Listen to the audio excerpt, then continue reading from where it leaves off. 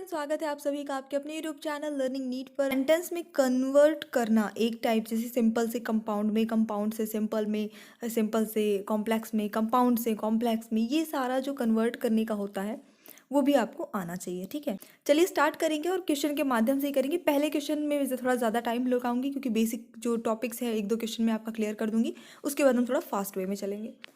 तो देखिए, पहले सबसे तो अब मैंने यहाँ पे एक तरह से थ्योरी ही आपके लिए लिख दी है, बस आपको इसे फिल करना है। We can convert a simple sentence into a compound sentence by expanding a word or phrase into a blank।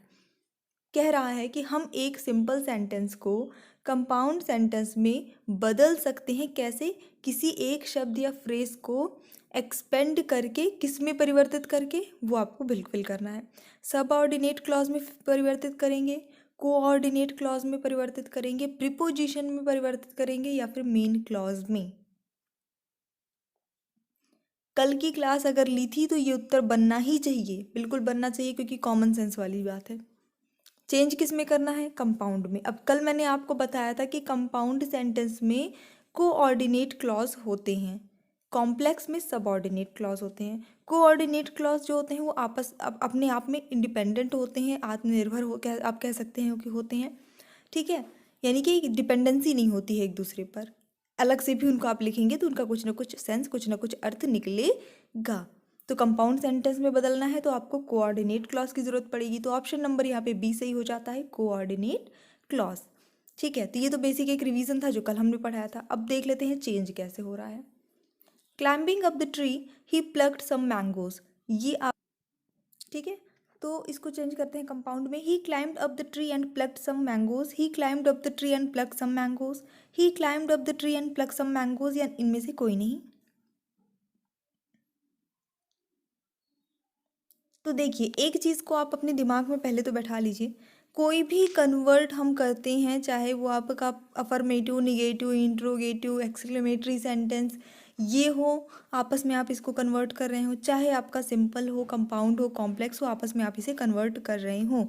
हमेशा आप दो चीज़ ध्यान रखिएगा कन्वर्ट करते वक्त, कि कन्वर्ट करने के बाद ना ही उस सेंटेंस का अर्थ परिवर्तन हो, ना ही काल परिवर्तन हो। ना तो उसका अर्थ का अनर्थ हो जाए कि अर्थ ही चेंज हो गया, ना ही काल चेंज हो। अगर कोई चीज़ भूतकाल की बात हो रही है तो भूतकाल में ही रहे, भविष्य काल की बात हो रही है तो भविष्य काल ही दर्शाए।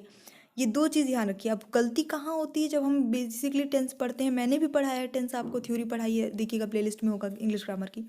तो वहाँ पे हम गलती क्या करते हैं कि हम चीज़ों को ईजी वे में बताने के लिए ऐसे पढ़ाते हैं, जैसे Ram is going to school, इसमें नॉट लगा देंगे तो बन जाएगा Ram is not going to school, तो ये इसका निगेटिव बन गया। नहीं, वो उसका Ram is going to school का निगेटिव नहीं बन गया। ये तो बस वो एक अलग सेंटेंस बना है जो उनकी निगेटिव है, जिसका अर्थ ही अलग है कि राम स्कूल नहीं जाता। इसी का निगेटिव नहीं बना है, इसी को हम निगेटिव में चेंज करेंगे तो ऐसे नहीं चेंज करेंगे कि इसका अर्थ ये निकले कि राम स्कूल नहीं जाता है। अर्थ हमें वही निकालना है कि राम स्कूल जाता है, सिर्फ उसमें निगेटिव का कुछ ना कुछ स्ट्रक्चर या एलिमेंट ऐड करना होता है। कराया हुआ है ये सारी चीज़ें आपको, कोई ऐसा नई चीज़ नहीं है, किया है। जिन लोगों ने, जो लोग चैनल पे न्यू है तो एक बार देख लीजिएगा इंग्लिश ग्रामर की प्लेलिस्ट, इंग्लिश प्रैक्टिस सेट की, तो बन जाएगा। तो ये दो चीज़ को ध्यान में रख के फटाफट से कन्वर्ट करिए। तो देखिए, climbing up the tree he plucked some mangoes, he plucked यानी पास्ट टेंस की बात हो रही है, यानी भूतकाल में वो पेड़ पर चढ़ा और उसने कुछ आम तोड़े। तो he climbed up the tree and plucked some mangoes, ये वाला सही हो जाएगा। तो अब यहाँ पे देखिए, एंड जो है ये कंजक्शन है, ये जोड़ रहा है दो मेन क्लॉज को। ही क्लाइंब्ड अप द ट्री, वो पेड़ पर चढ़ा, ही प्लग्ड सम मैंगोज, उसने कुछ आम तोड़े। इन दोनों को एंड लगा के जोड़ दिया गया तो बन गया आपका एक कंपाउंड सेंटेंस। ठीक है, अब के क्वेश्चन जल्दी जल्दी होंगे, अभी तक थोड़ा बेसिक समझाना था। Besides being beautiful she is intelligent, she is beautiful but intelligent, she is not only beautiful but also intelligent, both can be correct, both are wrong. मतलब कि वो सुंदर भी है और वो इंटेलिजेंट भी है, ये भी बताना है कि सुंदरता के साथ साथ वो खूबसूरत होने के साथ साथ वो इंटेलिजेंट भी है। तो यहाँ पे बिल्कुल सही उत्तर जो आएगा वो आ जाता है आपका option number B, she is not only beautiful but also intelligent, यानी कि वो ना सिर्फ खूबसूरत है बल्कि इंटेलिजेंट भी है। नॉट ओनली के साथ बेसिकली आपका बट ऑल्सो चलता है, ये फॉलो करते हैं एक दूसरे को। जहाँ नॉट ओनली यूज़ करेंगे तो दूसरे पार्ट में हम बट ऑल्सो यूज़ करते हैं। अब ये पहला वाला क्यों नहीं हुआ, she is beautiful but intelligent, यहाँ पे ऐसा दर्शा रहे हैं वो खूबसूरत है लेकिन इंटेलिजेंट है। मतलब ऐसा लग रहा है कि जैसे खूबसूरत होने, जो लोग खूबसूरत होते हैं उनको इंटेलिजेंट नहीं होना चाहिए, पर ऐसा कुछ अजूबा हो गया है, तो बता रहे हैं अरे वो खूबसूरत है लेकिन इंटेलिजेंट भी है।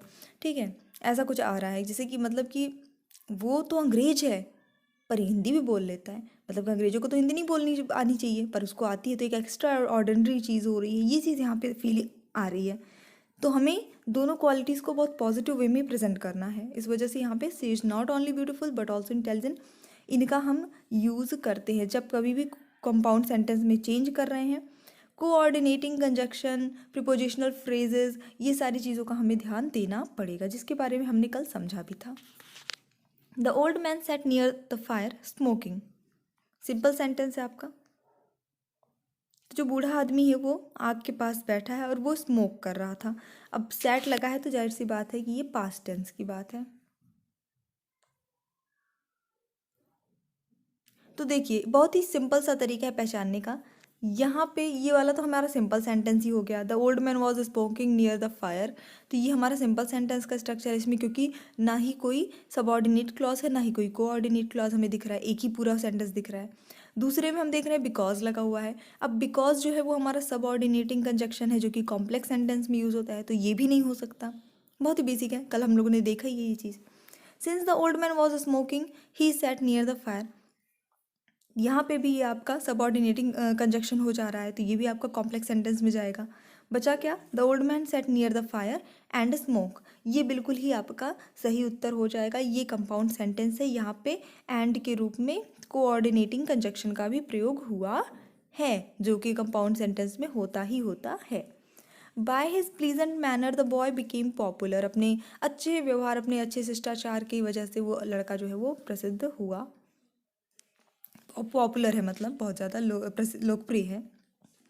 The boy became popular because of his pleasant manner, the boy had pleasant manner and thus became popular, the boy has pleasant manner and thus became popular, none of these. So basically because लगा है, subordinating conjunction complex sentence में use होता है, तो ये वाला तो पहले काट दीजिए। दो बचा है बस, देख लीजिए। दोनों सेंटेंस सेम है, देखिएगा, सिर्फ फ़र्क क्या है, यहाँ हैड लगा है यहाँ हैज़ लगा है। और जैसा कि मैंने बताया कि जब आप कन्वर्ट करें तो काल परिवर्तन नहीं होना चाहिए, काल परिवर्तन नहीं होना चाहिए। यहाँ बिकेम लगा है यानी पास्ट टेंस की बात है, भूतकाल की बात है। यहाँ पे भी बिकेम लगा है हर जगह पे, तो बिल्कुल जाहिर सी बात है भूतकाल में जाएगा। ऑप्शन नंबर बी सही हो जाता है। The boy had pleasant manner, यानी कि जो लड़का था उसका किसी के बाद काफ़ी अच्छा मैनर था, संस्कार या जो भी आप कह सकते हैं, और इसीलिए वो प्रसिद्ध हुआ, ये इसका अर्थ हो जाता है। ऑप्शन नंबर बी यहाँ पे बिल्कुल सही हो जाएगा, अतः हो जाता है बेसिकली 10 का मतलब। She came here to see me, okay, she came here to see me, she came here to saw me, she came here and saw me, none of these. बिल्कुल बिल्कुल, मुझे पूरी उम्मीद है सभी ने सही लगाया होगा। ऑप्शन नंबर सी हो जाएगा, क्यों, शी केम हियर, ये आपका एक हो गया कोऑर्डिनेटिंग क्लॉज, एक दूसरा हो गया शॉमी, ये भी हो गया। अब इसको एंड से जोड़ा गया है, ये वाला क्यों नहीं हुआ, क्योंकि यहाँ पे सी लगा हुआ है। क्या हो रहा है, काल परिवर्तन हो जा रहा है। जब पास्ट टेंस की बात हो रही है, जब वो भूतकाल में वह आई, तो वह क्या लिखेंगे, वह आई और मुझे देखती है, मतलब देखती वर्तमान में है, जनरल वे में है, लेकिन वो आई पास्ट में, ऐसा नहीं, वह आई और उसने मुझे देखा, ऐसा ये बोलेंगे ना। तो काल परिवर्तन नहीं करना है, इस वजह से ऑप्शन नंबर सी सही होता है। The teacher praised the boy for his dedication, teacher ने लड़के की उसकी डेडिकेशन के लिए, उसका जो लगन है, मेहनत है, समर्पण है, उसके लिए जो है उसको उसकी तारीफ की। The boy is dedicated and the teacher praised him, the boy was dedicated and the teacher praised him, the boy was dedicated so the teacher praised him, none of these.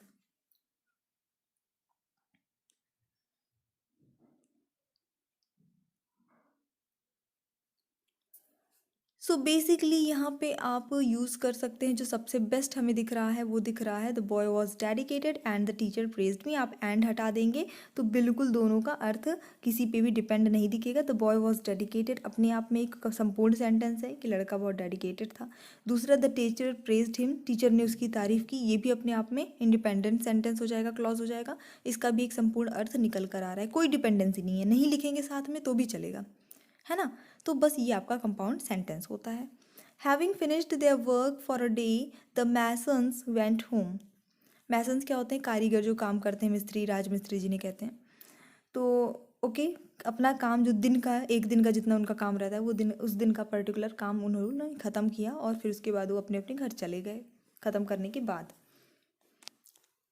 Compound sentence में बनाइए। अब तो फटाफट बना लेंगे, अब दो ही option ही हैं। पता है आपको क्या करना है? आपको यूज़ करना है कोऑर्डिनेटिंग कंजक्शन, साथ ही साथ काल परिवर्तन, अर्थ परिवर्तन नहीं करना है। तो यहाँ पे सही उत्तर हो जाता है आपका, क्योंकि देखिए इस वाले में the masons finished their work and went home में ये नहीं दर्शाया है कि फॉर अ डे, कि पर्टिकुलर उस दिन के काम। ऐसा भी तो हो सकता है कि वो पूरा जितना भी काम हो पूरा ही ख़त्म कर दिया हो। मान लीजिए कोई घर बन रहा है तो कंप्लीट ही हो चुका हो, फिर गए अपने घर, नहीं, उस दिन का काम उन्होंने ख़त्म किया है। तो इस वजह से आपका ऑप्शन नंबर ए सही हो जाता है। The masons finish their work for the day, फिर एंड लगा के वेंट होम, ये हो जाएगा। क्लियर? ऑप्शन नंबर ए सही होता है।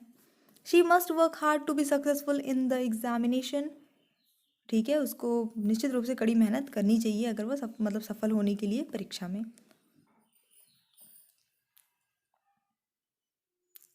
बिल्कुल बिल्कुल, दो ही ऑप्शंस हैं, फटाफट से गेस करिए। तो यहाँ पे इफ़ लग जा रहा है, she must work hard if she want to be successful. यदि वह सक्सेसफुल होना चाहती है तो उसे कड़ी मेहनत करना चाहिए। ना तो कहीं यहाँ परीक्षा का जिक्र है, साथ ही साथ डिपेंडेंसी भी झलक रही है एक सेंटेंस की दूसरे पे, तो ये बिल्कुल भी नहीं हो जाएगा। दूसरा वाला देखेंगे, she must work hard otherwise she will not be successful in the examination. तो एक यहाँ पे सेंटेंस हमारा ये हो गया, she will not be successful in the examination, वो एग्जामिनेशन मतलब परीक्षा में सफल नहीं होगी। अपने आप में हम सिंपल इतना भी लिखेंगे तो समझ में आता है कि किसी के असफल होने की बात कही जा रही है। शी मस्ट वर्क हार्ड, उसे कड़ी मेहनत करनी चाहिए, अपने आप में इंडिपेंडेंट है, स्वतंत्र है। तो ये जो आपका है कंपाउंड सेंटेंस हो जाता है। Option number B correct answer है। Taking off their clothes the children jumped into the river, यानी कि अपने कपड़े उतार कर बच्चे नदी में कूद गए। अगेन पास्ट टेंस है, तो बहुत ही सिंपल सी बात है, पास्ट टेंस है तो टेक तो नहीं ही लगेगा, काट दीजिए इस वाले ऑप्शन को, क्योंकि पास्ट टेंस का ही हमें फिर वर्ब यूज़ करना है। The children took off their clothes and they jumped into the river. The children took off their clothes when they jumped into the river. And और व्हेन का फ़र्क है। तो व्हेन जो है ये आपका क्या है? ये आपका सबऑर्डिनेटिंग कंजक्शन है, तो ये तो नहीं होगा। ऑप्शन नंबर ए बिल्कुल सही हो जाएगा कि बच्चों ने अपने कपड़े उतारे और वो नदी में कूद गए। बिल्कुल आपका ये वाला सही होता है। सेशन छोटा छोटा सा था, लेकिन मुझे पूरी उम्मीद है आपको पसंद आया होगा। So thanks for watching, keep studying and bye bye.